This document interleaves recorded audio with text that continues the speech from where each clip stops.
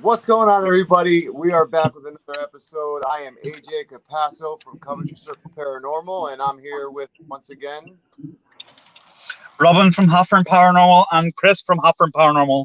Who's driving? you guys are watching another episode of Talking with the Source. Today, man, we have a really cool guest, as you know, one of our brothers, great friend, just the whole crew is amazing. I mean, between Squeeks, Lurker, Matt, just everybody in PARACREW is absolutely awesome in the P3 family. And we also have another special guest as well, which I'm super excited. And I didn't know. Matt didn't even tell me about it, which is cool. We have Wicca consultant Mackenzie with us, which I'm super happy to have. Before we get started, I just want to do a couple shout outs to our brothers over at PD Paranormal. Go check them out on all their social medias. They got some great stuff that they're doing. I mean, events, everything. So if you're down a little bit down south from the East Coast there, please go and visit them. Check out their social medias. Want to give a shout out to Brian Laverty over at Hunophobia, live on Paraflix right now. He's also about to be on the cover and also has a little op-ed inside magazine, Beyond the Gravestones, I believe it is. So there will be a post on our thing tonight about it. So check out the edition and pick up your copy. Also, we want to give a shout out to Ghost Energy Drinks. They got some creepy flavors like Swedish Fish, Orange Creamsicle, Sour Patch Kids. You can find it at GNC, all health food stores, as well as pre-workout stuff they have and some other great stuff. So it's a great company. Check them out. As you just saw, a commercial for the Global Ghost Hunt 2023. It is happening. The website is about to drop this week, I believe. So stay tuned. Once it opens, open registration will be available. So any teams or researchers that want to join this historic event, please register. And if you don't have a team or you don't do investigations, it's totally fine. If you want to be involved in this epic, event, it's a 10-day event. We're looking for volunteers. We will have a volunteer application on the page.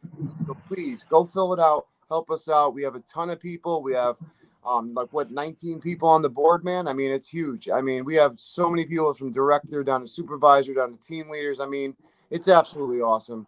We also want to give a shout out to FCD Ghost Boxes out in the UK. Great ghost boxes. Go check them out. They have regular radio sweep ghost boxes that also have portal built in, so you could basically use your own devices that you would like with the effects that they have, as well as a REM pod that's built into the same device. Just an amazing device of what he's done. So go check it out. And so, man, let's bring out our guest, dude. I'm super pumped, man. So first, I want to bring out the one and only paranormal consultant. What's up, everybody? Matt Barron. I want to also bring out Squeeks, one of my favorites. Squeaks. I want to bring out also, I'm awake. I promise. Lurker. yeah, Lurker. What's up, guys? Thanks for having us on. Hey guys. And last but not least, I want to bring out Wicca consultant Mackenzie. What's going on? How are you guys? Mackenzie. The wormhole. We have the wormhole. What's up, Raymond? Hi, Irene. How are you? So thank you so much for tuning in. We really appreciate you. Irene says hello to Raymond, and she also says hello to Matt. So, guys, first thing I want to get into, man, is PARACREW Podcast, man. Talk a little bit about it. Tell everybody what you're about, what you do. Just let it free, man. Tell them what's good. Whoever wants to start. Well, I guess I should, in all fairness. Just steal the spot. Got to. No, so originally, I started kind of doing my own podcast, and it was just a couple of like stupid videos here and there, just how-tos, out in cemeteries. Wait, Matt, not to stop you. Holy crap. Our other host, Steve-O, showed up. Oh, sorry. Steve-O. Hey, guys. I'm super happy he was able to. Steve-O's on. So sorry, man. But please start over. We're talking about PARACREW Podcast. Talk about what it is, how it started, all that good stuff. So like I said, it all originally started. I started doing just some random videos in cemeteries and traveling around, just little how-tos. And that's when I met my now manager Scott, he's known on our show as Mr. Fedora. He told me, he goes, hey, you have something here. You should have it more structured, have a certain day to go live, do this and that, and really start to branch out. And I'm solo. Yeah, it was too small on my screen. I had to see it better. Great. No. So I took his advice, started my own show, and it was just Friday nights, 9 p.m. Yeah, I am. Festive. Showing off the guns, baby. That's it, right? But the pistols. Yeah. And then I started getting more guests and more people and more interest. And so I started a second show, which was originally my Wednesday shows. And long story short, it started building and building and building. And my two co-hosts below me, well, one below me, and then the creepy guy right there in the middle center square. You missed someone. I did not. Yes, you did. I did not. Shame. No. And then obviously my wife wanted to jump in, but I'm getting to you. But anyway, Squeeks and Lurker both said that they wanted to start their own show. They didn't know how to go about it, and they spoke with me separately. So I said, you know what? Screw it. Why don't you guys just be my co-host? Why don't you guys just come on, hang out, and we'll, get you some experience and get used to being on camera. And then my wife, Mackenzie, said that she wanted to do the same thing. So we just kind of go back and forth in tandem. And then Squeakers actually realized that it was originally the Paracast. Then the Paracast was actually a taken name. That you said they were doing it for a while, right, Squeaks? Yeah. I think they were since I don't remember how far back Facebook goes, but I think it was 2011, 2012, somewhere around there. Okay. She suggested that we change the name.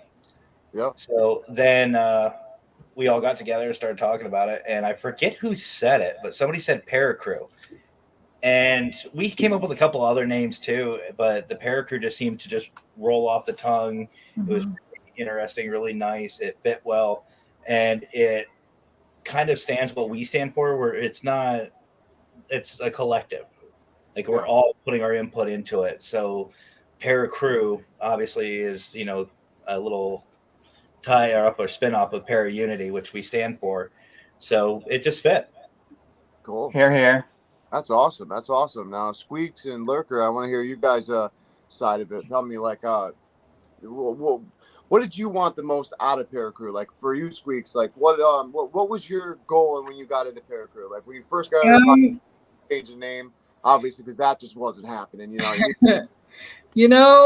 had been a part of groups before, but not to the point where I felt comfortable really getting on air. I have horrible stage fright. I don't do well with people very much. And so I was like, well, maybe this could help. And plus, I'm not one for really talking with people. And so a lot of that comes from past history junk that I won't get onto in this conversation. But I came across Matt through Brian James from Spokane Ghost Crew, and now Global United Paranormal Consultant.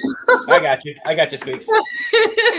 And that's how we all met, and I liked what he was doing, and I just was like, well, hey, can you help me with getting some of my stage fright from behind me? Because I honestly did, like Lurker, I never thought that I would be in front of people talking about paranormal in my entire life. So because I was deadly afraid of talking to people about it. And you can ask members of my old crew that are a part of our members group, and they would say the same thing. No, she would be one thing she would get up in front of people. So that's basically, and to meet people.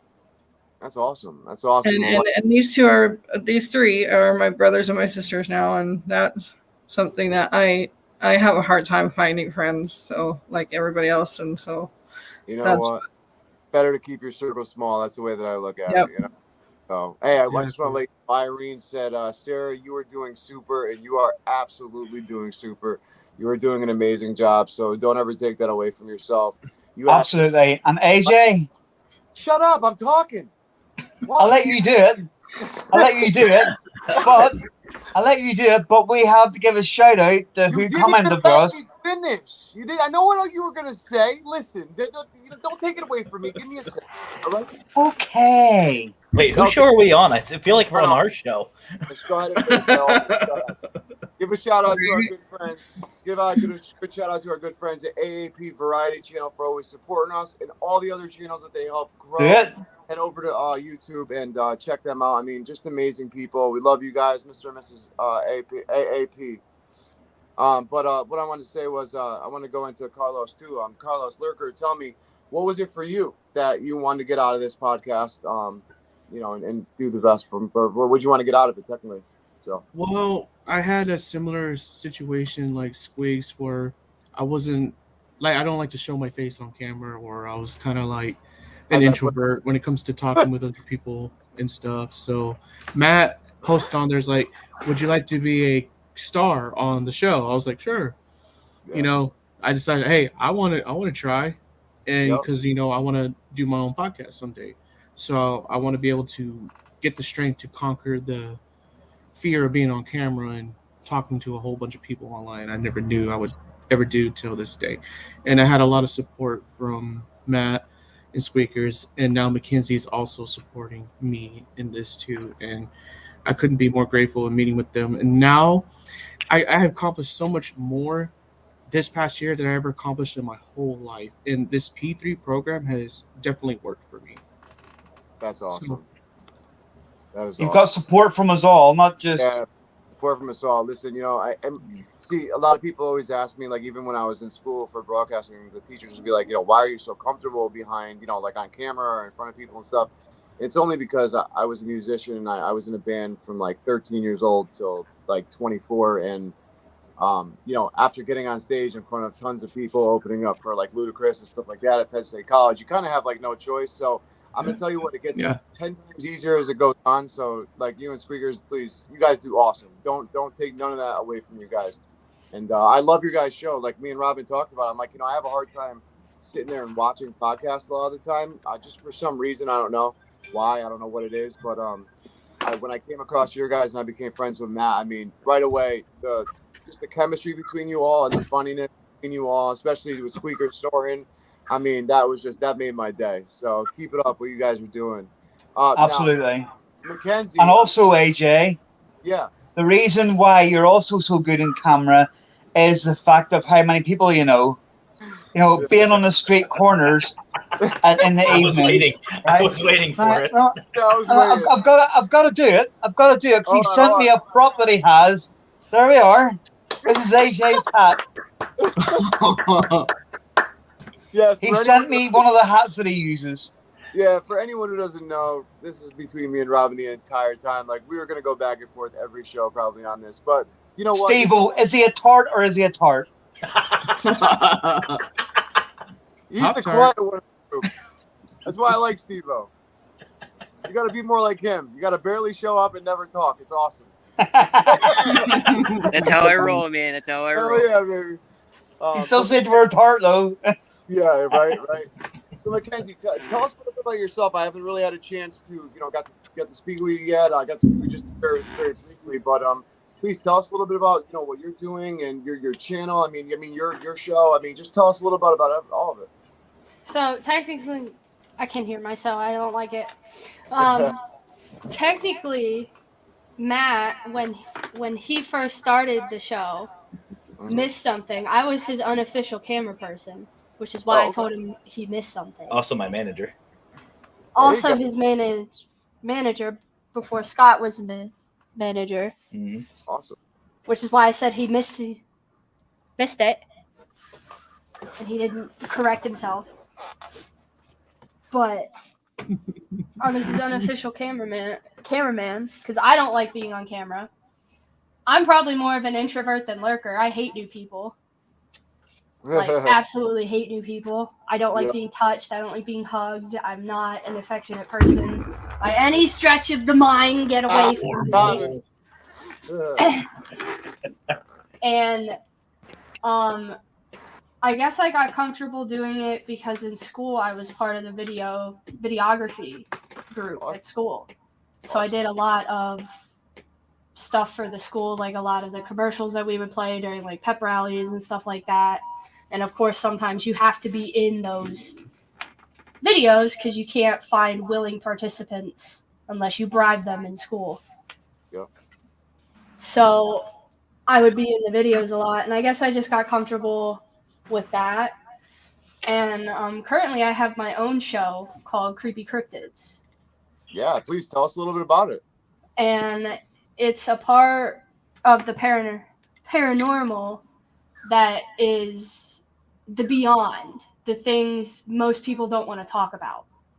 So like aliens and Mothman, and Awesome. it's about theories as well. So like having theories that some of the space stations that are in our atmosphere aren't ours.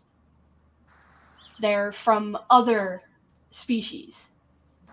Or like the moon is just one giant alien base. It's not actually The hollow moon theory. Yeah, the hollow moon theory, where Yep. it's just an alien base and they're just watching us from it.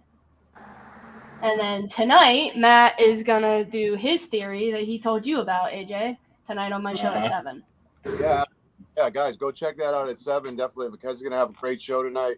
Some things that we talked about on the PARACREW podcast I did about my starting in the journey, and I'll be on next weekend, or next Monday, right? Is it next Monday? Yeah, next Monday. So I'm pumped for that. I can't wait. That's gonna be awesome. I wish I was able to come, tonight. Unfortunately, with everything, I actually might be able to. It depends. So I may be able to. You may get a surprise. If he makes enough money in the street corner beforehand, Yeah, I knew that was coming. I knew that was. You know what I'm saying? So, but I think Lurker's leaking.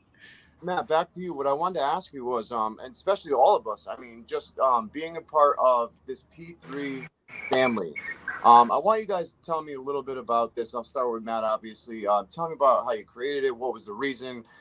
Just tell me all about it that you can. Tell us about the different branches that you're starting now and just what's going on. No worries. So first of all, just like Brian Laverty at Parapost, I wanted a community. I wanted people to be given an opportunity to network easier, faster, help clients out, and basically to give it a spot to where teams and groups and even just regular individuals who don't have a team, basically a chance to network and to promote evidence, to ask questions, and basically just be a family and to show that para unity and that support that a lot of us have been wanting. And I was speaking with my wife, Mackenzie, about it. And I said, what about starting up some sort of program to where we can network with a lot of people very quickly and very easily? And she said it wasn't a bad idea. And I spoke with Scott about it. Scott liked the idea. And I think I was just in here in my studio, and Paranormal Partnership Program just seemed to work. I liked the sound of it. So calling it P3 for short, it looked good. It sounded good. And that's when that started. And then I got Squeakers, Lurker, and the whole PARACREW, everyone on board with it. And we just started networking from there. So it was a lot of work to get it started. And then next thing we know, we just started growing. And one thing that Scott mentioned to me, and even Brian Laverty said, holding accountability for everybody. So I wrote up these contracts, which I'm proud to say that you two over here have now officially signed and joined. Love to have you on the family. Steve-O, coming for you next, bud. But I didn't forget about you down there. Guy on the bottom, I'm okay with that. But no, it seemed to really work, and it really has started to change our community, just like Parapost. And I just really, really like it. And then recently I've noticed, and I heard a lot from our UK family, that there's nothing really like this going on in the UK. So I started a US branch or division which Marcus Welly from Minnesota Spirit Hunters and Scott from Warren Area Society of Paranormal are running. They're running that, the U.S. side. And then Paul, which I saw him in the audience from Mystic Paranormal UK, he's running my UK division. Now, what's nice about all this is I wanted the P3 to be ran by the teams. So now we have representation on the US side and on the UK side that the teams themselves are running. So if anybody, like, for example, wants to join in the UK, they just have to go to Paul. They sign the contract with Paul. Paul will send them the contract. They sign it. It comes back to Paul. Him and I chat a little bit, and we approve them. We approve them to come in. And it's a really easy and simple process. And the same thing with the U.S. side. Marcus and Scott will get the contracts out to new groups, new teams, anybody. They'll network with them. They sign the contracts, and and I just basically step back as a support role. And the family literally runs itself, and it's really, really nice. That's awesome. That's absolutely awesome. I think it's so great the way you started, man, and then also the branches and divisions that you're starting, because you're right. Like, I mean, when I met Robin, he was telling me about, there's competition. It's just like one thing after another. Everyone's trying to, either become famous or make money off of this field. And, obviously we all want to do good in life, but, this thing where you just, there's a respect level that people like to break in this field, and they'll start faking things, or they'll, just put others down. And, that's not what this field is about. If we put all of our work together, all of research together, sort of working together, I think that we would be so much farther in this field. Well, and I think and I'm starting to see now that I'm diving more into the UK side, I'm helping Paul get this going. I think the US and the UK really don't have, and I'm actually, Jacqueline, I'm glad you mentioned that, because I'm getting to this. I've noticed a lot of egos. There's a lot of ulterior motives and a lot of egos with these little cliques and groups that everybody has. And, some people say that, I'm a part of the UK, like Jacqueline, you're a part of the UK page. Yes, I actually archived it because I saw something that honestly is not what the P3 stands for. And it was causing a lot of issues. And I just said, plain and simple, okay, well, we're going to stop it. We're going to deal with the problem, and then we'll get back to it. So just because you're a member or you sign up for the P3, which please do, go to the Facebook pages for P3 UK or P3 US, like them, follow them, do that, all that great stuff. But on the same token, just because you sign it or you're on the Facebook pages, that doesn't necessarily mean you're a member of the P3 family. Until you sign that contract and you get approved, basically, because it's what we're basically looking for is anybody who stands for para-unity, truly stands for para-unity. And it's not just one person speaking for 12 different groups. No, each those 12 groups have to separately come, because it's going to break up a lot of the, let's just say, cliques that I've been hearing a lot of issues are stemming from. Because there are ulterior motives, there are a lot of egos, and I feel like, just like here in the U.S., that's going to be the first thing that has to go. If the UK wants true para-unity, get rid of the egos. Like with anything, though, when you first start something, you're going to have these battles. I mean, and you can call them battles, or you can call them nonsense, or whatever you want to call them. But that's what it is. It's never going to be easy starting something up from scratch. No, it's not. But at the end of the day, this is a problem that we have. And I mean, especially here in the UK, it's like there's a few times in my whole time of doing this where I could quite easily have walked away from it, because of the fact that people seem to think that, I'm not talking for everybody here, I'm talking about a minority, but it's like,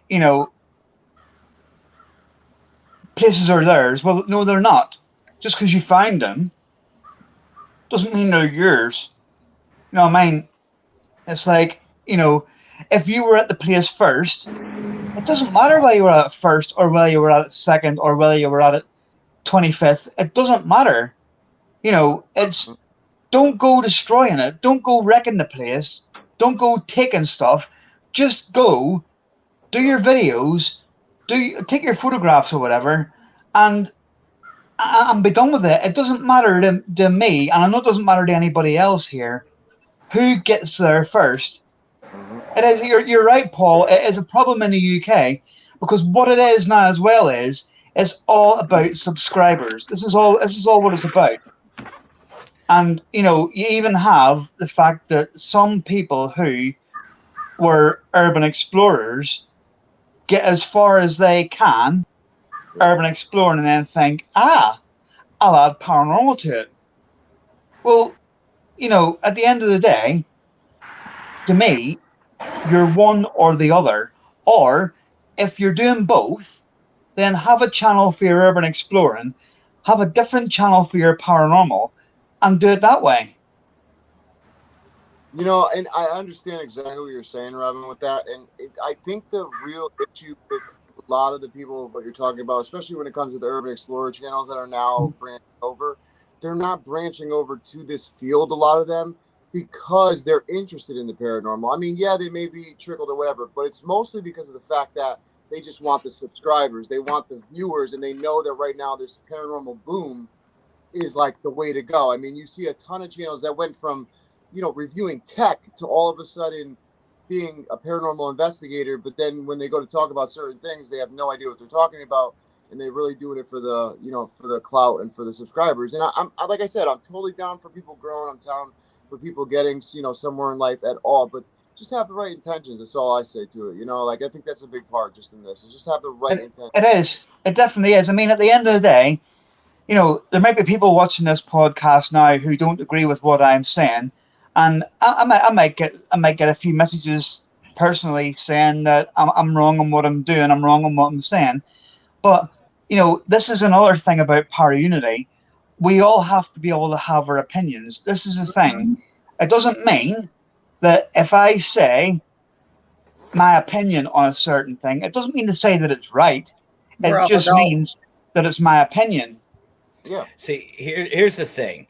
Para unity, and I don't care who you are, if you're preaching para unity, you have to be able to, number one, give constructive criticism and receive it. Absolutely. Exactly. It does not matter anyone's philosophies or thoughts, because, like, for example, my wife, Mackenzie, her thoughts and opinions on a lot of things are very different than mine. But here's the thing, and I've said this numerous times. The paranormal field, we already know, is there life after death? Yes, we know this. Otherwise, who are we speaking with? Our biggest question is what happens after death? And it's going to take literally all of us to find that answer. It's a big jigsaw puzzle, and we are all the pieces. And you have to be able to, I'm serious, if somebody says that they preach para unity, but they don't go with this person or that person, then you don't believe in para unity. End of story.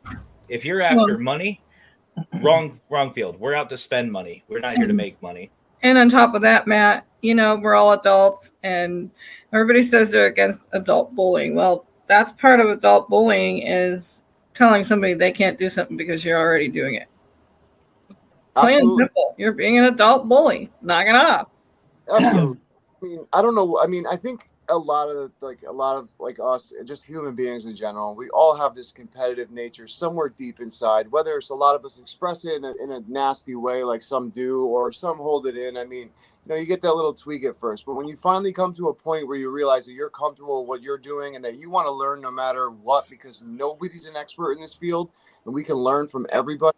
And I think that's, one of the biggest reasons why, I have this, platform with Robin and Steve-O, is because anyone we bring on, it doesn't matter if you're second day in the paranormal or not, if you're dedicated to it, there could be something that you could say that could trigger my research to further.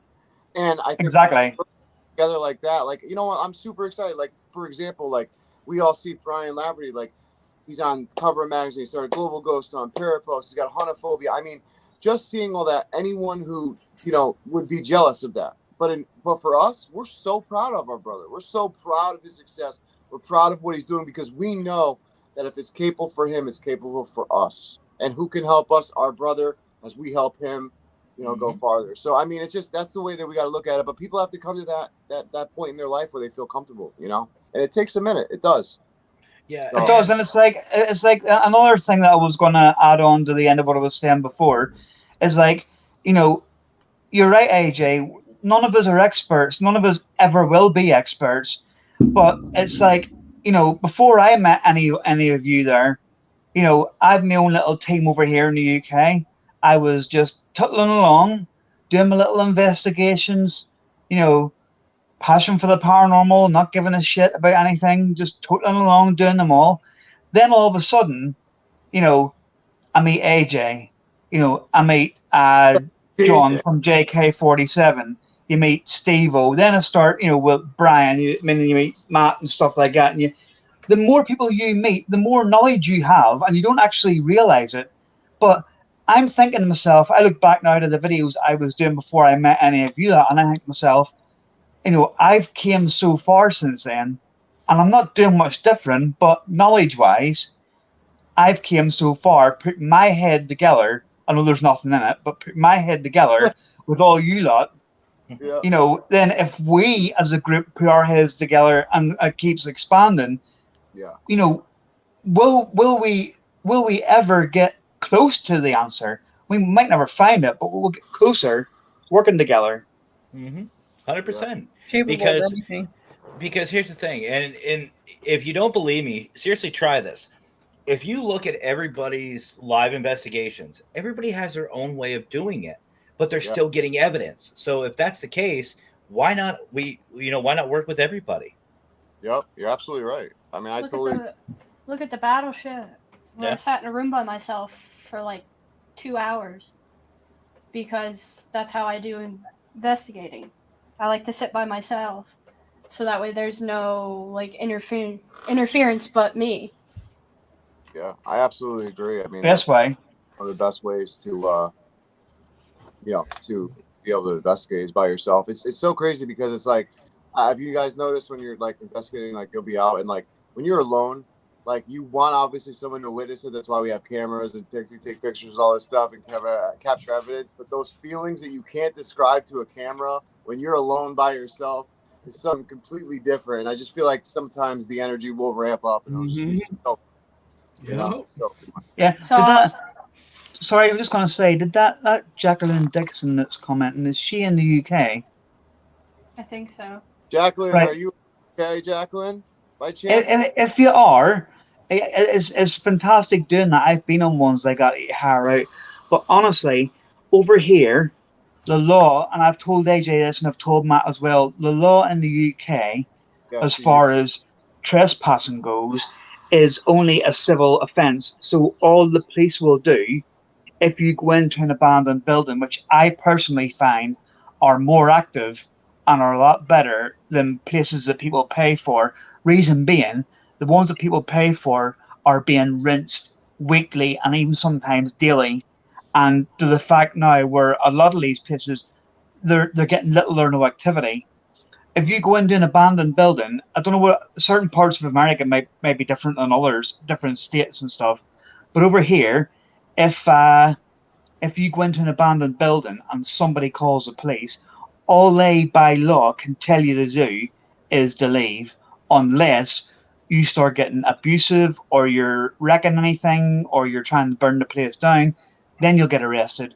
But I've had the police turn up on me at numerous times. I shouldn't really be saying that, make me look bad. Numerous times, and each time it's just, can you please leave? A couple of times I've even had it where the coppers have went, "What's your channel called? I'll have a look at it." Well, and see, I love that. Yeah, and that's right there. That's what I try to tell people. Don't look at us investigators as the problem. Look at the ones that are actually doing the destruction, the graffiti, the vandalism. Yeah. We're not doing that. We're respecting things, and that's what gets on my nerves, because a lot of our stuff over here has been taken away because of that.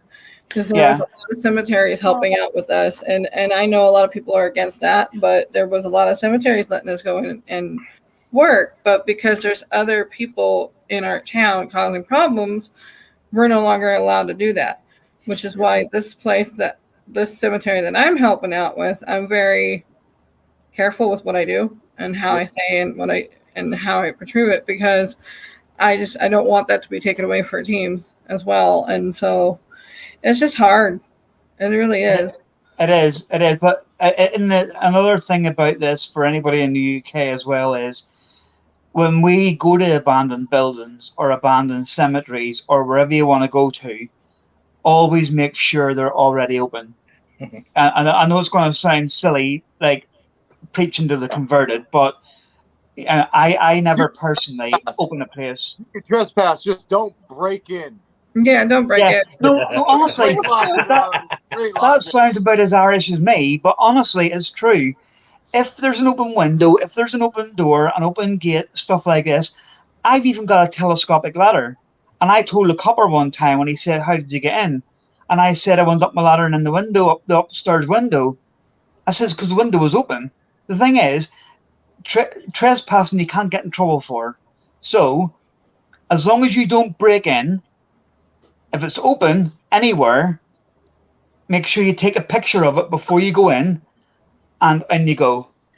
Yeah, sadly, that's not how it will. Yeah, that won't fly How it out. works Not here. here. Fly here in the U.S. Not in the U.S. If, and Yeah, even not if here, the but- You window all need or to come to door the is UK. open, at any point, if you enter the building, that is trespassing and breaking and entering. You get Yeah. arrested You will get arrested. right on the spot. I think you can get arrested either way, even if there's no trespassing signs there. I think you can get arrested. Uh-huh. Yeah, No. if you it's Property. at that point, if it doesn't have any signs, it's just breaking and entering. It's not trespassing. I'll change what I was saying slightly.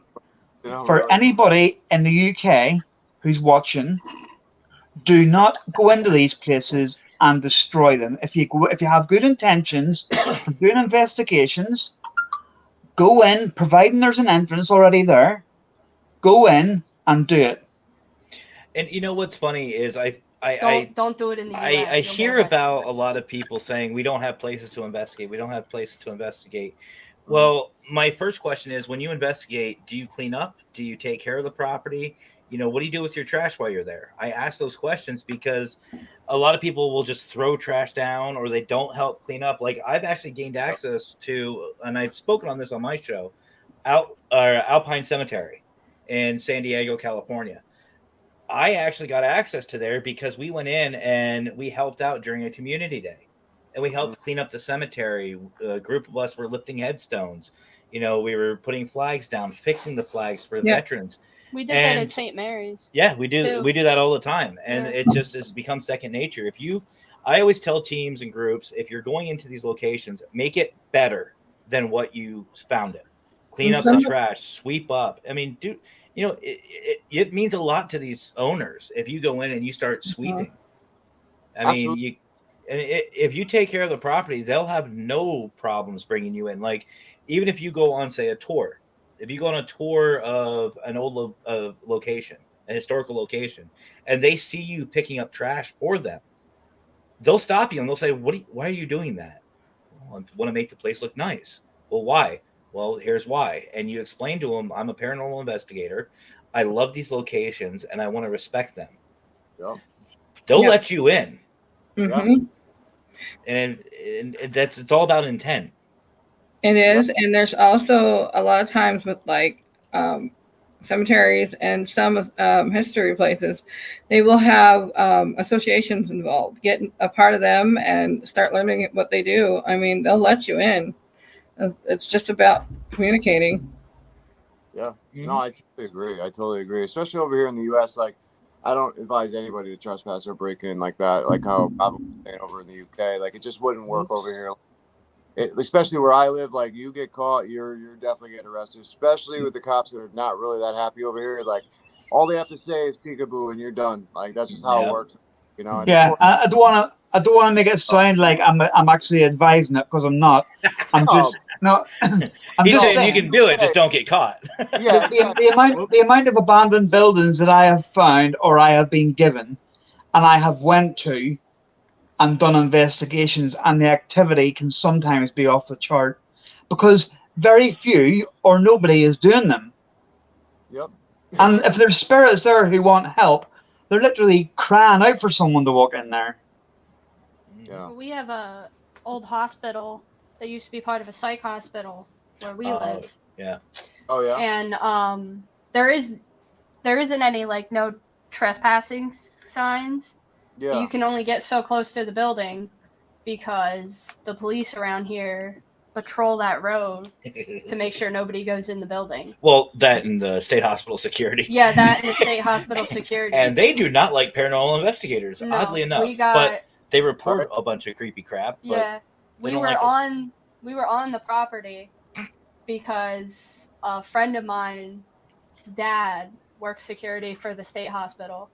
And he's like, I don't like going near this building. It's really creepy. Like, I've had somebody watch me out of a window. I've gone into the building, and then there's nobody on the top floor. Wow. And I was like, oh, okay, cool. I want to check this out. Mhm. Well, it just so happened that he was working the night he kicked us off the property, my friend's dad. And he saw me, and he's like, why are you here? Dead people. And I'm like, to investigate what your son told me Yeah. that you saw. And he's Uh, like, you can't be here. He's like, I'm not going to call the cops because I know you. Although, oddly enough, we did But have you the cops can't follow be us here. out, though. But he didn't even report it. He's like, I'm not going to report it to the hospital. Somebody did. I'm not 'cause going to report it to the cops. Somebody did because the cops followed us all the way down River Road. Well, they followed you. oh, You were in well, your own car. truth They comes didn't follow out. me. Yeah. He was like, They do teams of 2 for security because it's such a wide area. Yeah. So it was probably his partner that was in the car that reported it because he was the only one that got out of the car. But he Yeah. knew it was me and was like, why are you here? You can't be here. I'm not going to tell anybody, but you need to leave.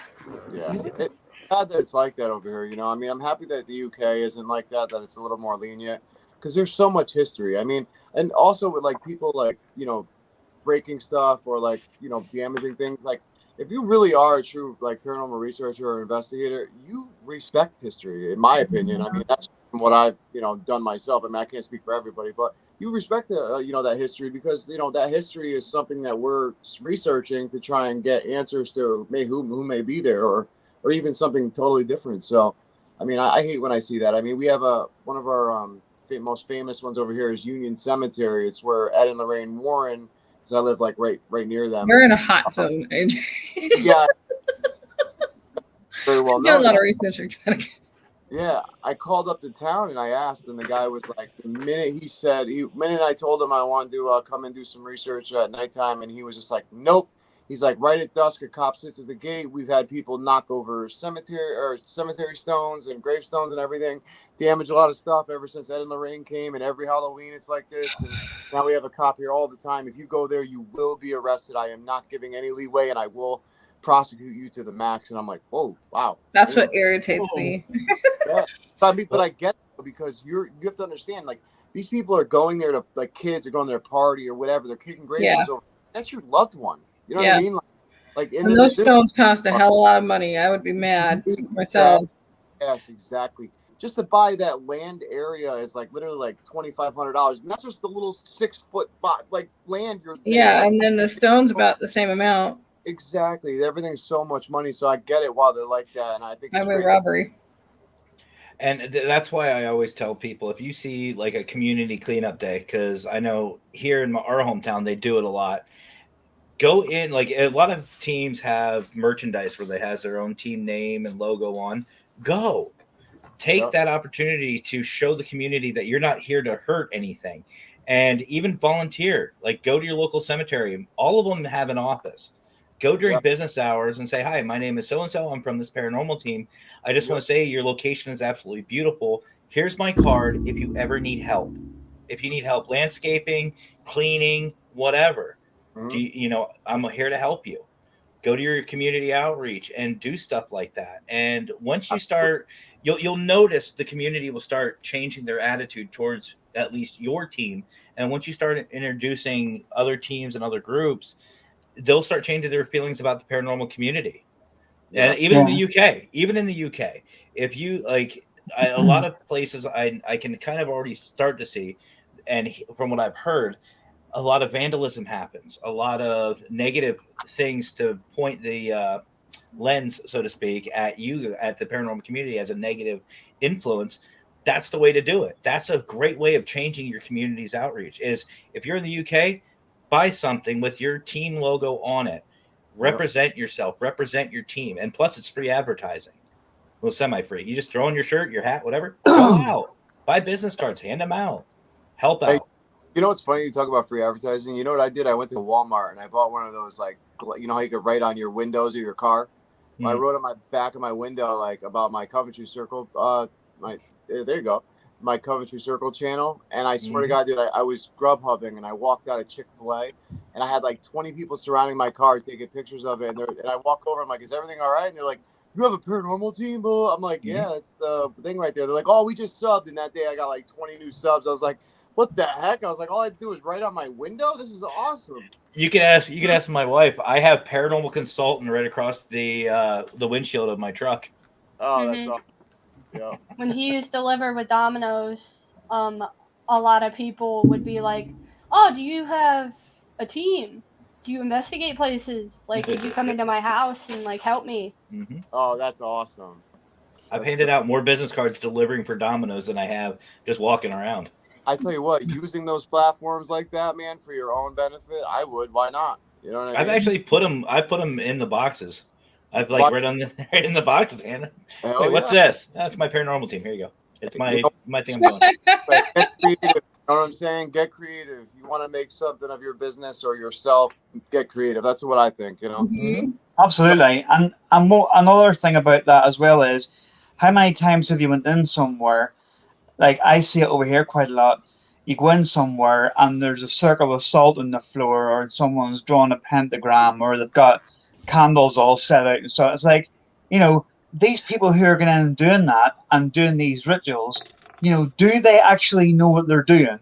Are they actually closing them properly afterwards? I can answer that question. Oh, so can I. They're not. No. But the first question is the pentagram upright or facing down? Oh, it's always depends down. on where you're standing. Oh, there you go. That's one way of looking at it. True, but when you walk in the room, is the point straight up or down? That depends on what kind of circle it is. It does. But the point I'm trying to make as well is that there's people, and it's happened over here, the video that they went in and they've done this ritual, they've called this up or that up or whatever, they've, doing spells out of a book to try and get demons and dark spirits and stuff in. And it's like, for a start, do these people actually know what they're doing? Number two. Yeah, that's it. Number two, are they closing up properly when they're finished? The likelihood is, no, they're not. And then the third thing is, they're leaving everything lying behind so that when someone else goes in there, you know what I mean, Matt? It's all sitting there so people know what they've done. Actually, I have a prime example. AJ, I just sent you 4 pictures. And if you don't mind, you're welcome to show them. If you could show them, I'm on my phone, unfortunately. Oh, yeah. Let me get those up for you. So, as some of you may know, I just went with... Oh, the bunkers? Yeah, I just went with Minnesota Spirit Hunters, Brandon and Cara, and some of their group to a couple locations here in Pennsylvania. And they absolutely have this place just destroyed. And it's a beautiful location. So is it worse than when we were there? You're about to see them. So AJ, I shared the screen. If you could, please, brother. Or Robin, somebody, whoever. I got you. Hold on. There we go. Oh, it is a lot worse. So this is a World War II bunker, a munitions bunker, where the basically the Pennsylvania Infantry or National Guard would keep extra ammunition. There's a bunch of these all over the place, but you can see all the graffiti, all the trash. All the trash is lined up. You can see pieces over here, but it's just completely destroyed. And it's such a beautiful location. Yeah. There's the front of it. They really did destroy it. That didn't have half as much graffiti on it. Went the wrong way. Last time we were there. There. Wow. So yeah, and you could just see that some of it is. I mean, really. Yeah, I know. I mean, really? I'm gonna be honest. Of all the stuff that could happen, like if I saw them tag a graveyard, I'd be upset. But like, stuff, I don't mind the whole tagging thing. That I don't really consider too much damage. I mean, yeah, it does. Obviously, it kind of gives character to a blank location, which I kind of like in some cases. Very rare, but in some cases. Mm-hmm. But this is probably, in my opinion, tagging the wall is probably the destructive thing that somebody could do at a location.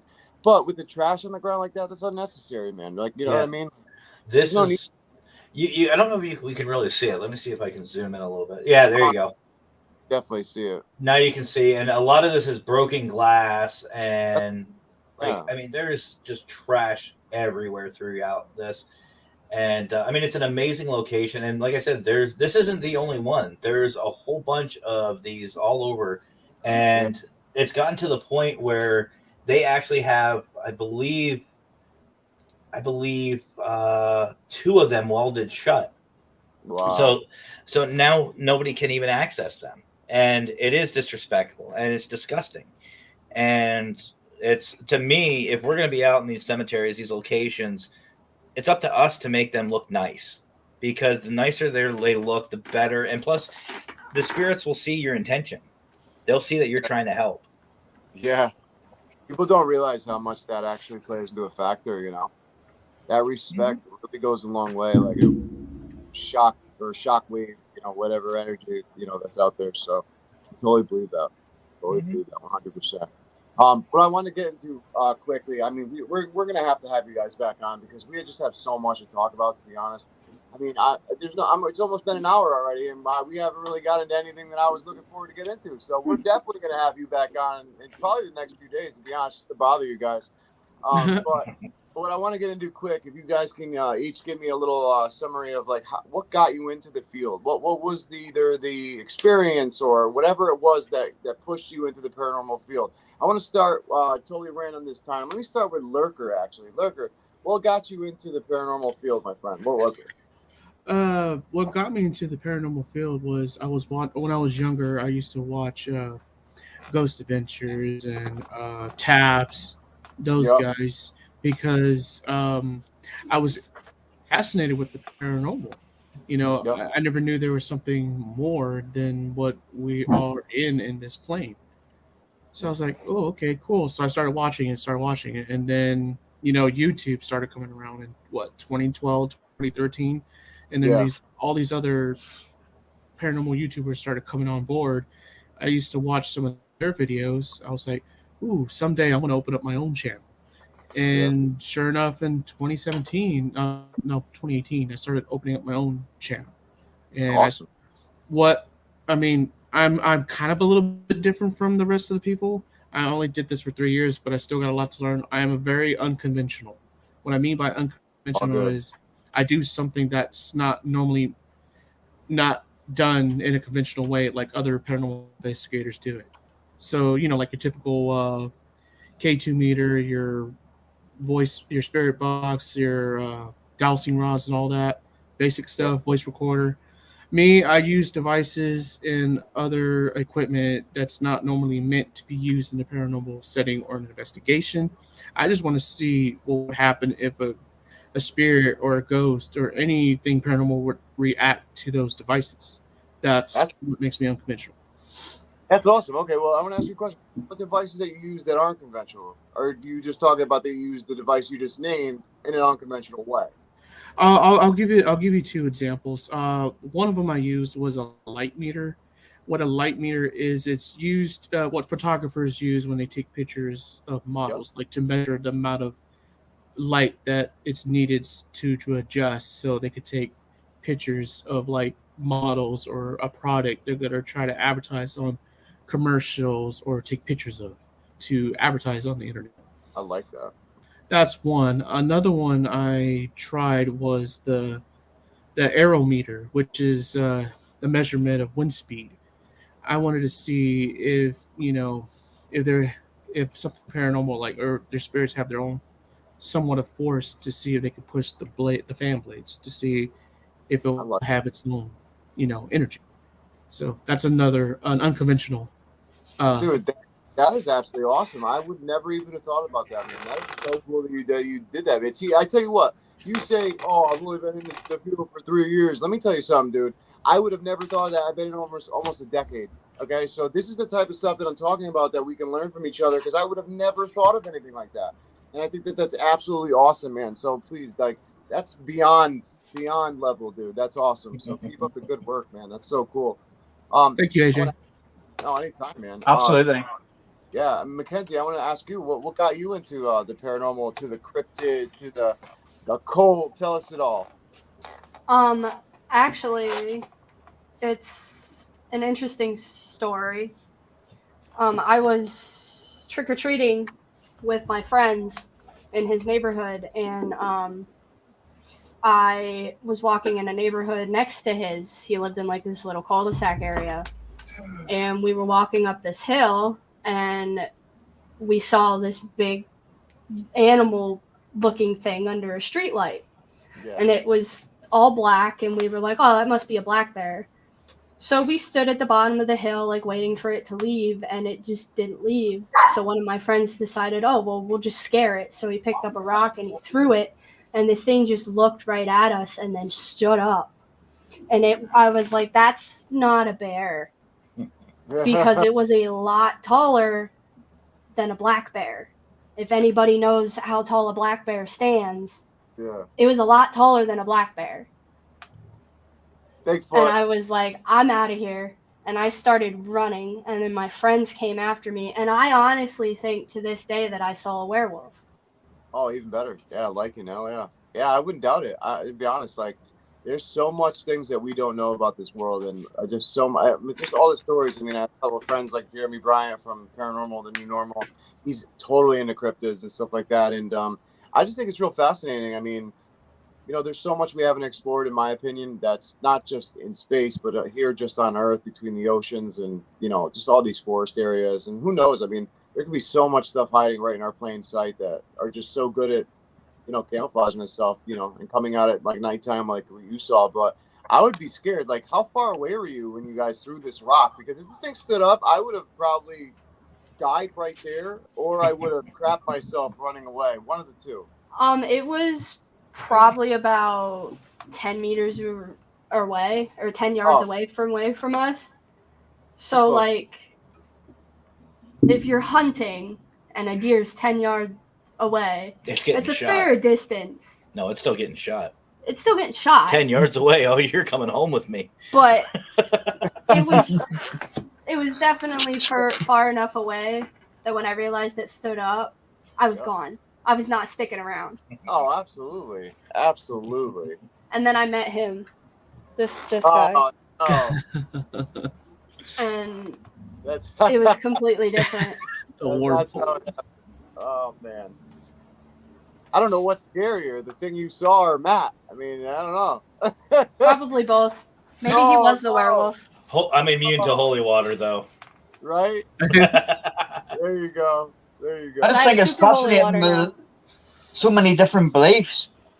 Yeah, I think it's awesome. It truly is. It's funny. Yeah, go ahead. I'm Wiccan, and I married a pastor. There you go. Heck yeah. That's Breaking cool, all the man. rules, Matt. Breaking all the rules. I joke with her that I'm going to go to a seminary and actually become like a pastor or a reverend. And she goes, "Why would you do that?" I said, "Well, honestly, because you'd make the best preacher's wife." Oh my god! No. Only you, man. She would never come to my sermons. You're like, you're on your own. You're on your own. Yeah. Maybe as well, before we go any further, AJ, maybe if Mackenzie wants to explain to people just what a Wiccan is, for people who don't actually know. Absolutely, yeah. Actually, because I see a lot of people posting this on my personal page, and like they talk about all this type of stuff. They really don't know what the hell they're talking about. So please, Mackenzie, enlighten us.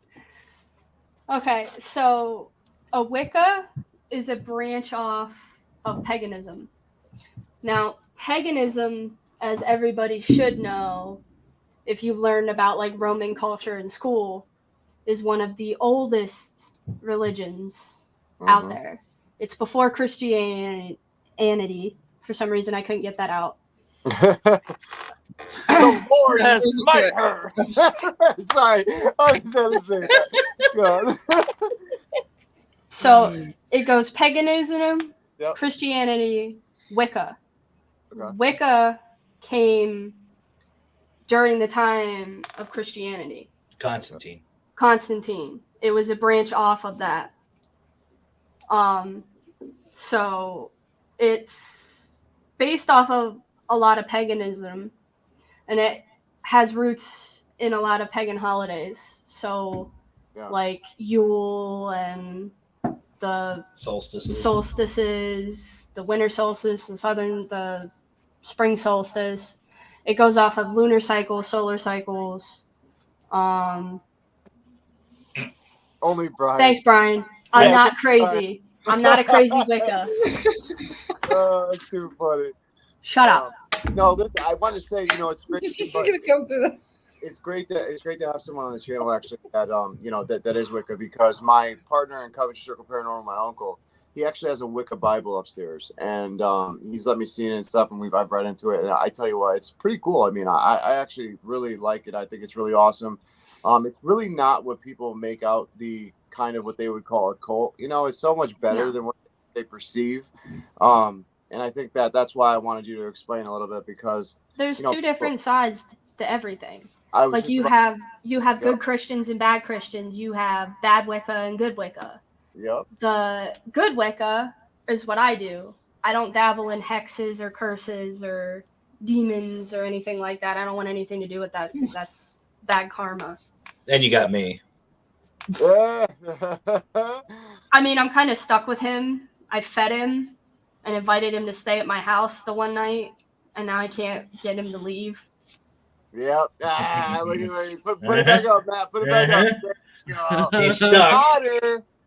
She's stuck. That's awesome. No, that's awesome. Yeah, no, thank you for sharing that. Thank you so much for sharing that, Mackenzie. I appreciate that. Squeeks, you're next. Yeah. Tell me, what got you into it? Well, I actually have not really said this to anyone. But yeah. First time talking with the source. Bam! Hell yeah.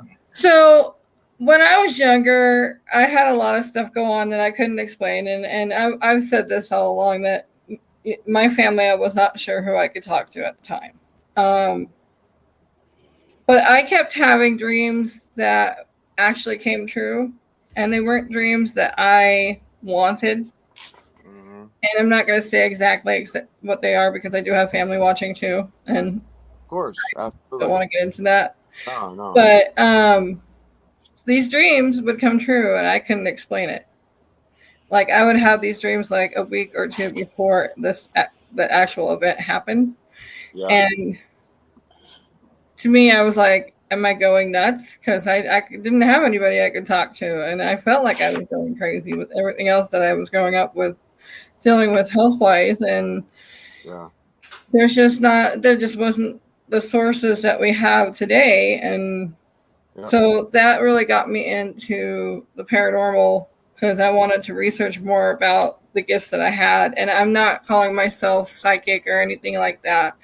I don't like putting labels on me. I do have empath gifts. But as far as psychic, I don't believe that I am. But I do occasionally have certain dreams that do come true. And some of it just is not good things. So yeah. No, I totally understand. Go on, Brian. I know you're not saying I'm crazy, Brian, but he's I'm trying to dig himself out of a hole now. Right? I'm with Matt. Matt's the crazy one. We are a perfect example of there's consequences for every action. And yes, Raymond, they have collided. Wild animals. You learn that when you're like in elementary school, or you go to a zoo. Don't feed the wild animals. But obviously that doesn't work. What did you feed him? Was it a cupcake? Is a person. No, what was it? What was that? I think it was pot roast, wasn't it? No. Oh no, I made you my pop-pop's lasagna.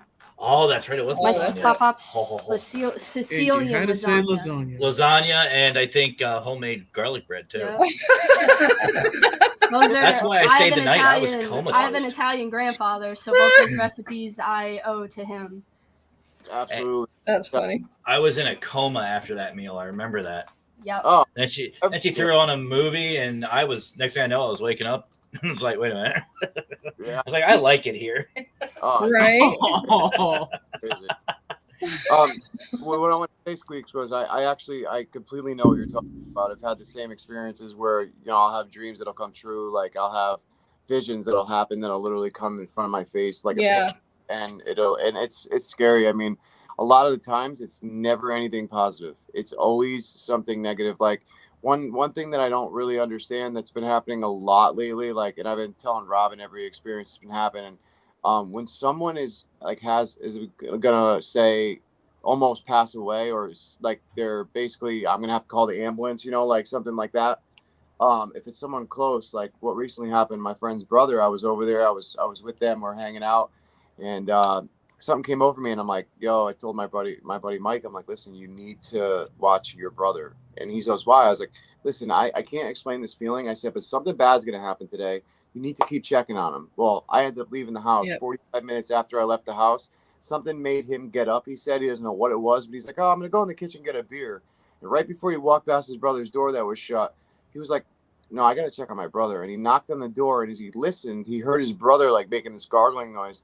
He had to break the door down. Come to find out, his brother was overdosed on the bed, and he ended up saving his life. And it was he called me up freaking out. How did you know? Blah, blah, blah. And I don't know what made me get up. And it's happened multiple times. It happened with my father and me when we were in the car. He had a seizure. I mean, it's just so many things have happened like that have visions and dreams that have come true. Exactly. So I totally relate. Yeah, I've had that.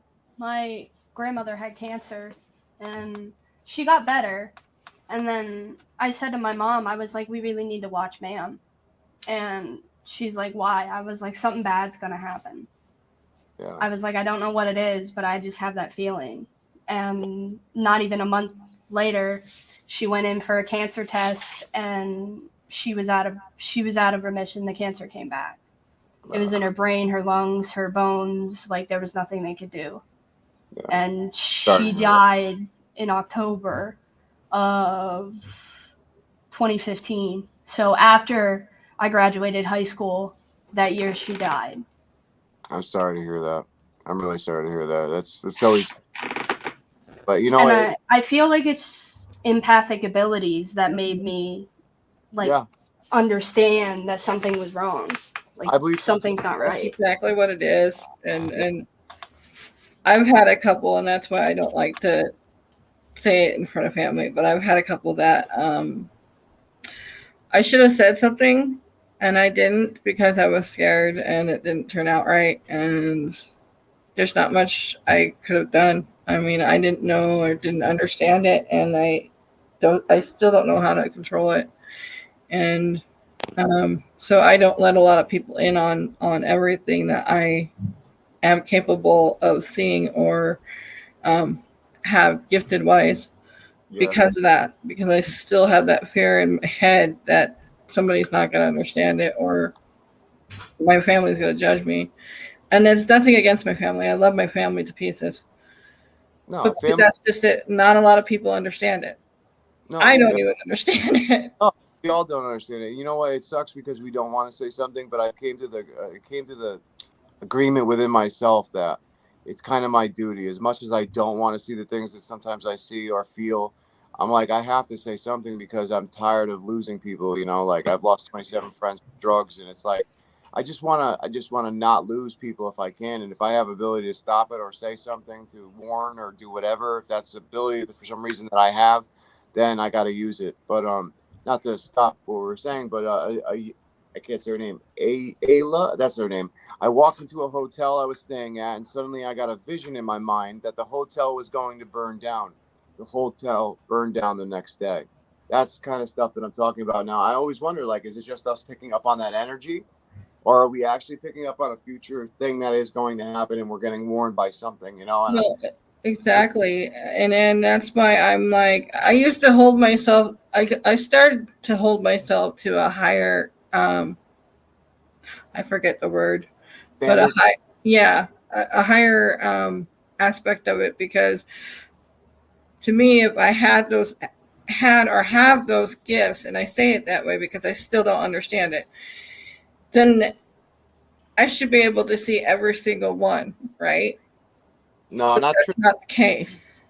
Yeah. And so I blamed myself for a lot of things back in the day, and that's why I was so shy, because I didn't understand it. Yeah. It's I like told- that day I told you about your dad. I was like, you should probably go over and help your dad hang lights.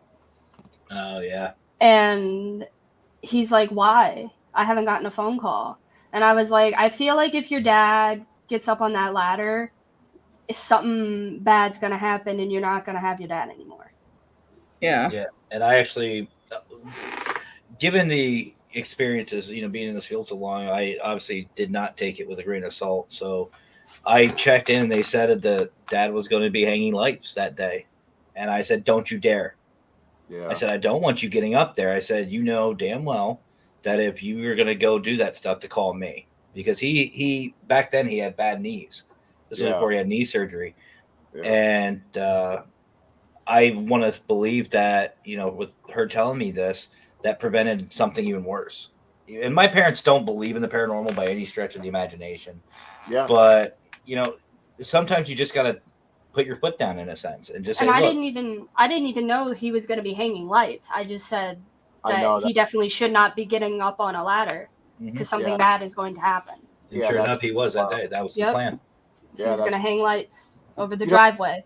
It's funny because a lot of, we all can't agree, a lot of people in this world, we all can't agree on, especially if people are skeptic, that the paranormal is real, right?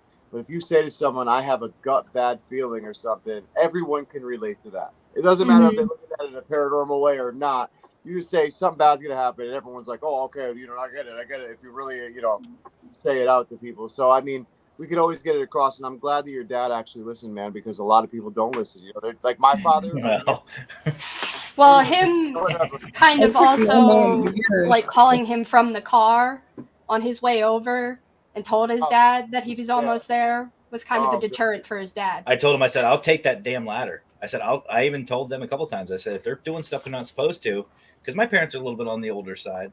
And they're like I've told 70. them, I said, if you start overdoing it, I said, I'm going to take the damn ladder. Yeah. I said, I want you here for a while. I don't want, my daughter stays with them. I was like, my daughter does not need to see that. I don't want to be getting a phone call that you fell off the roof. I said, if you need something done, you tell me. I will go over and I will do it. I mean, I've got bad knees, but I can bounce pretty good. My dad, not so much. Right. And that's the kind of stuff that you can prevent from happening. But if you see something that's an actual natural death or something, and it's not, we can't control that. We can't. Well, it's like the thing with my grandmother. She had stage 4 cancer. There was nothing I could do. I couldn't fix it. I knew she was going to die. Yeah. Yeah, it sucks when those moments, it's like, that's why having an ability, no matter what it is, it's a great thing, but then it's also a curse. It works in both ways. Like, you feel the impact. Anyone who really is, empathic, that has these emotions, I mean, you feel it. So I completely understand. And, thank you guys for sharing. So, Matt, tell me, what got you into it, brother? Actually, two things. Like I stated earlier, here in Pennsylvania, we really don't promote the paranormal. We keep all of I can, actually. Mackenzie has seen me bounce. And I will giggle the entire time. Mm-hmm. But here in PA, we don't talk about the paranormal. It's very taboo, very Christian based. Especially where we are in the middle of the Appalachia. Oh, yeah. And when I was 16, I was visiting my mom. She worked at the state hospital that we spoke about earlier. And I was leaving, and it was just that time of the year where it got dark somewhat early, like early fall. AJ, you know what I'm talking about. Yeah, where absolutely. Like 5 o'clock hits, it starts to get dark. Oh, yeah. And I was leaving the state hospital grounds, and I had an old 87 Chevy Caprice Classic, light blue metal boat. Ooh. And this was those old days where we had the old Nokia phones where they were indestructible. Oh, yeah. Nuclear blast went off. You're dead, but your phone's still ringing. Yeah. It's like, who's calling? Yeah. Standing over your body. Who's calling me at this time? I'm dead, dude. But anyway, I'm driving away from the state hospital grounds, and we have, we're in coal region. So they used to have an old coal railroad track that went across the grounds. And as I'm driving down underneath this bridge, my phone went off.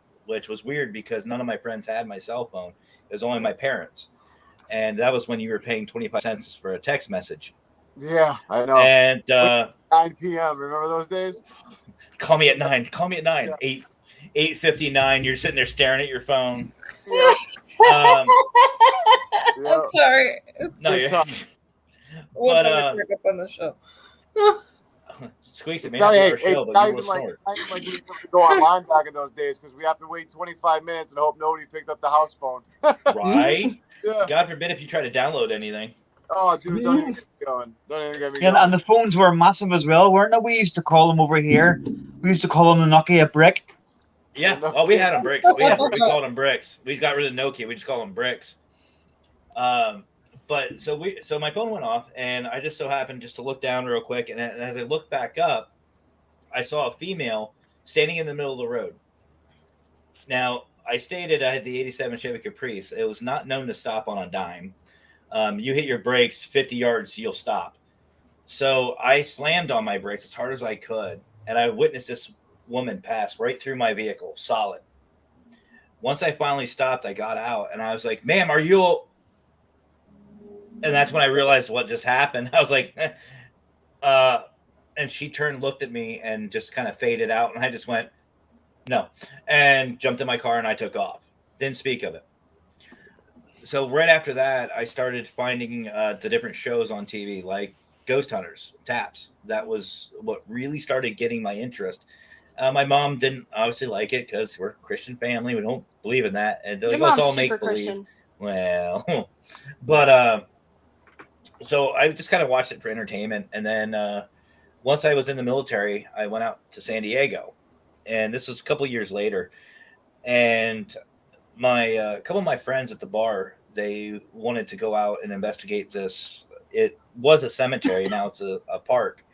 Right next to an elementary school, which is good location.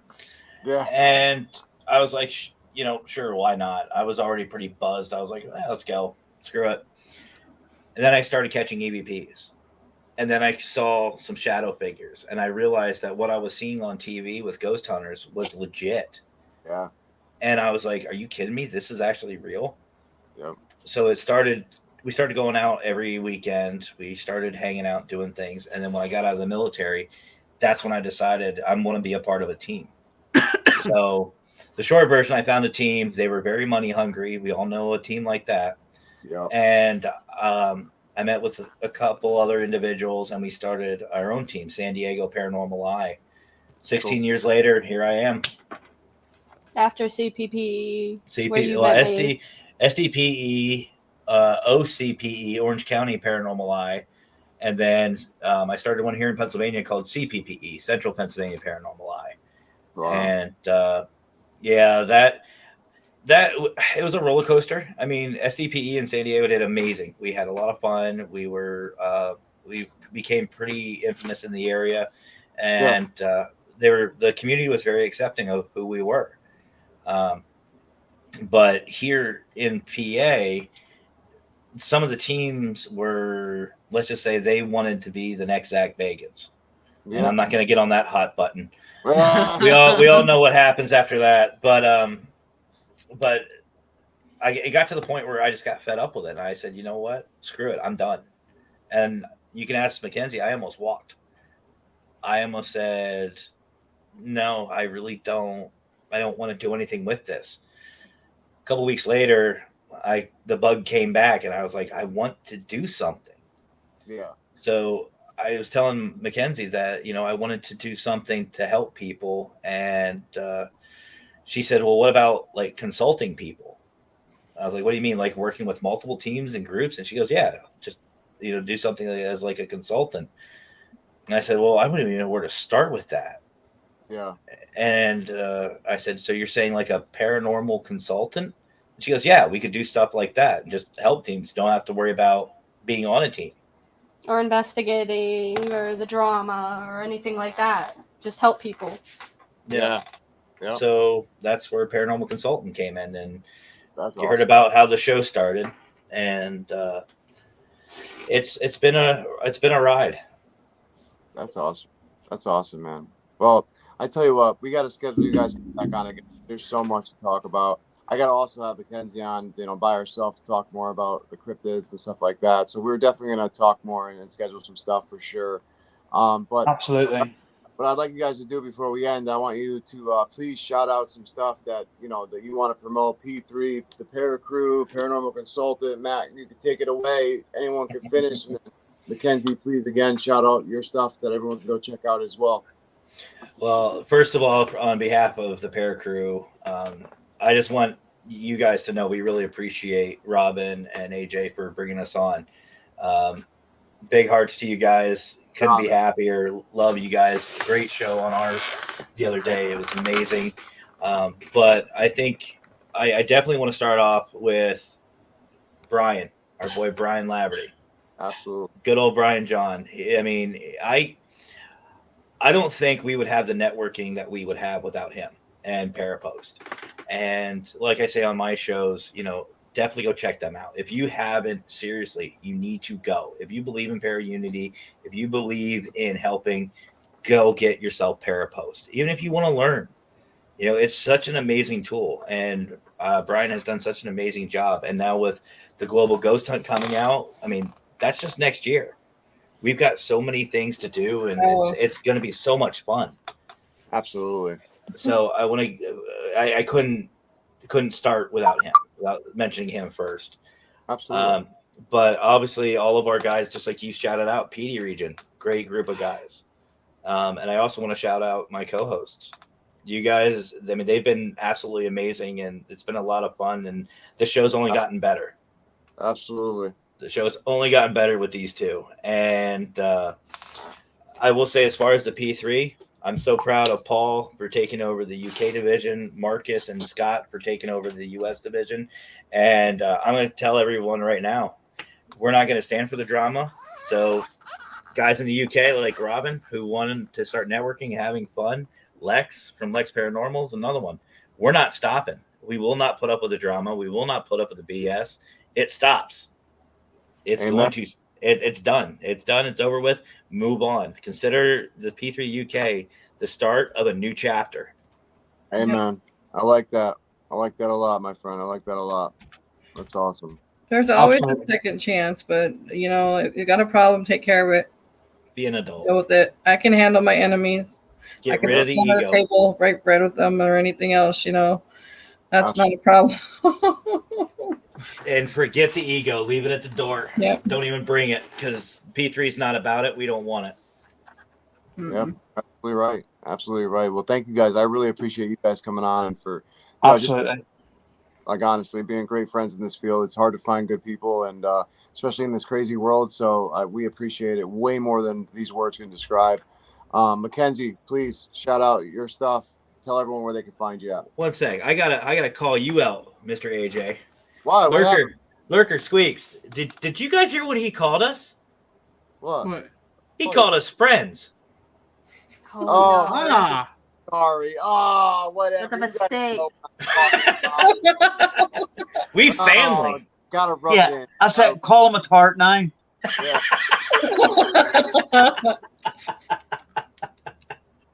Only you guys. I had to. Go ahead. Go ahead. I'm muting you because I don't like hearing myself. Raymond, yes, we will be bringing on the Global Ghost Hunt administration team. We're just going to wait till the thing drops, and then we will be on because there's so many people doing live. So definitely, buddy, you will be on for sure. So, but Mackenzie, go ahead. Shout out your stuff for us so we could all check it out. Sorry, there was a Lucian. One of my cats passed away, and he likes to fuck with the green screen. So there was a Lucian behind me. Is that what I've been hearing? Scratches? Yeah, that's Lucian. That's awesome. He's a good boy. He just is still a little confused at the fact that he's dead. Yeah, that'll happen. But yeah, Creepy Cryptids is at 7 p.m. on Mondays. Except for tonight. Except for tonight. Tonight it is not.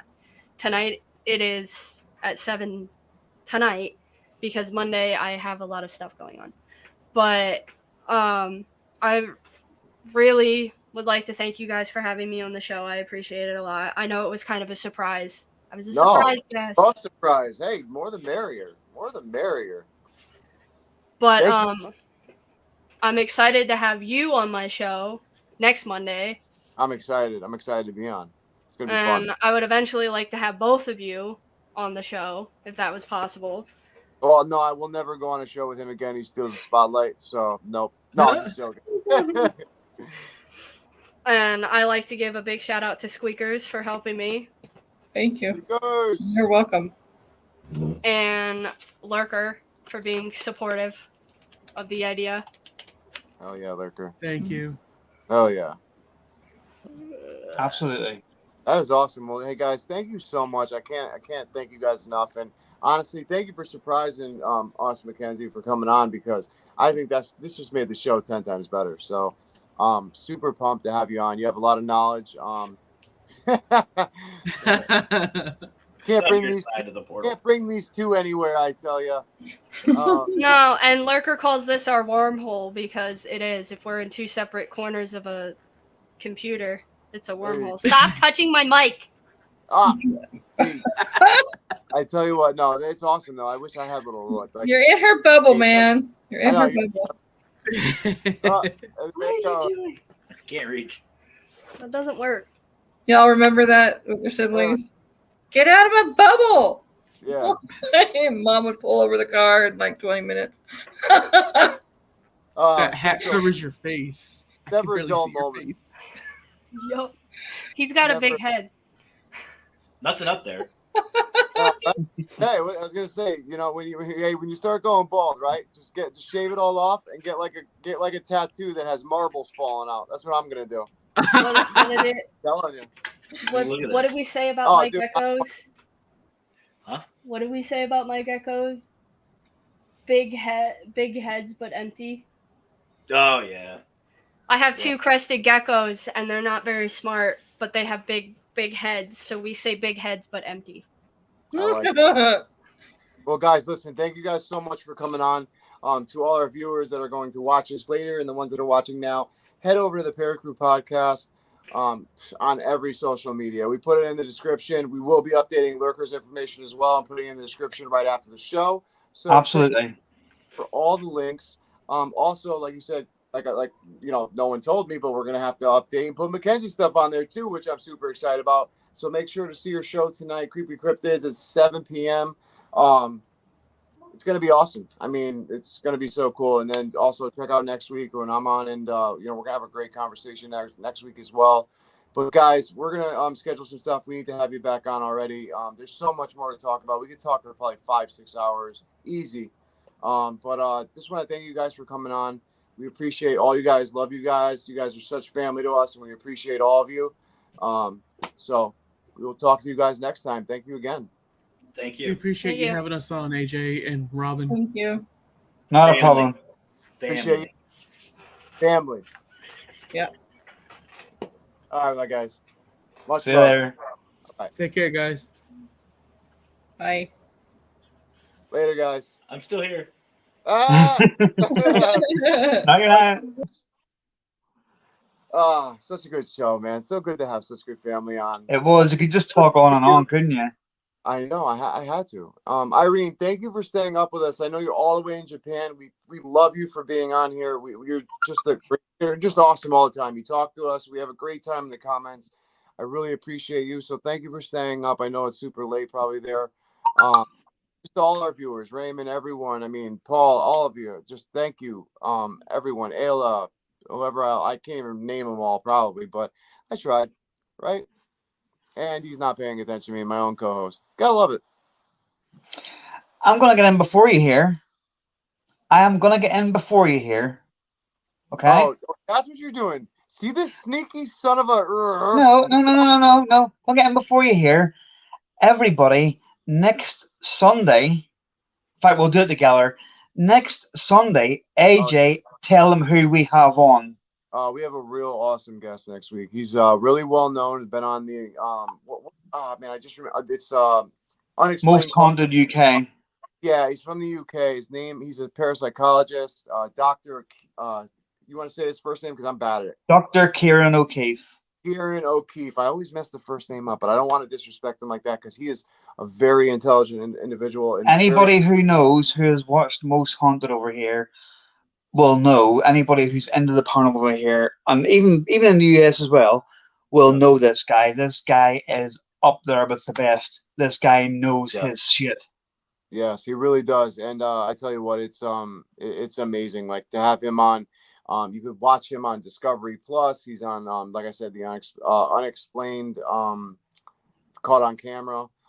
There's a bunch of episodes that he's on, if not all of them, to have his insight in. But it's gonna be great to talk to him and see, what things that he has seen in parapsychology field that maybe to him isn't spirits, but to us is. And it's gonna be a great conversation. And I love having people on. That just don't maybe not fully believe. I mean, he does believe, obviously, in the scientific matter, but there's other ways that like pareidolia, things like that affect us as investigators and as people in general, the way that our minds work. So it's going to be great to have him on. We want to say thank you to our brother Brian Laverty. Keep up what you're doing, man. We're super proud of you. Can't wait to see all the rest you're doing. It's going to be amazing. Irene, love you as well. Thank you again. And Robin, as you know, Irene's more known in the UK than over in Japan because she said she can't really talk about it over there. But please go and press that subscribe button on our new YouTube, and also follow us on the newest Twitter that we have.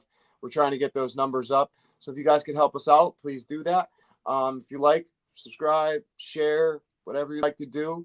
Thank you again for another episode of Talking with the Source. Until next time, see you later. Bye.